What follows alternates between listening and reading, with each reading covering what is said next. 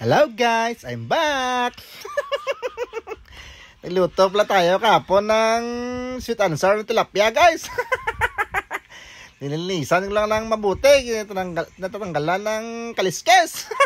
At syempre hugasan din natin pag matanggalan. Kukunin natin ang kanyang asang at ang kanyang internal organs.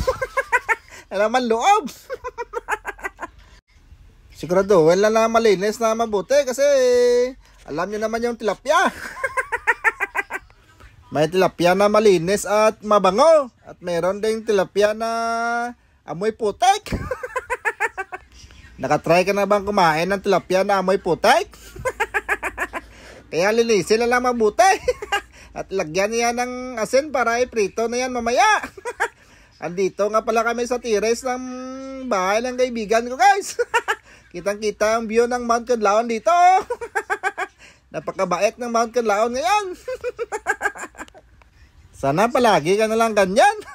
Para mapanatag yung loob namin dito ng Taga La Castellana.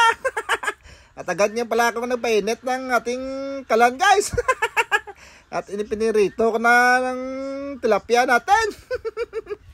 Siguraduhin lang na mainit ang mantika bago ilagay para huwag magdikit-dikit.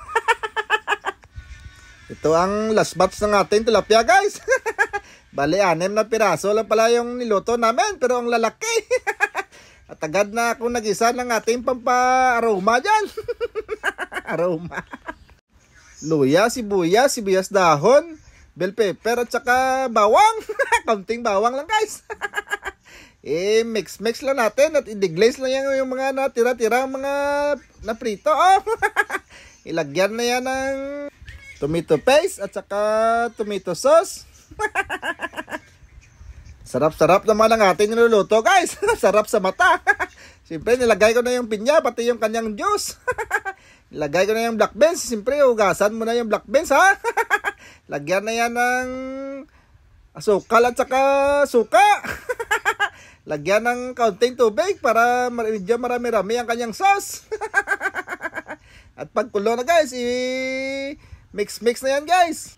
Mas maganda to ngayong luluto natin ngayon kasi isda. Di gaya nung nakaraang araw. Puro karne. Lagyan ko lang pala ng asin at saka bitsin dyan. At saka black pepper. At sunod ko nang nilagay yung ating bida. Yung tilapia niya. At siyempre ang sauce kailangan ma-coat ng sauce lahat. Para magkalasa lahat.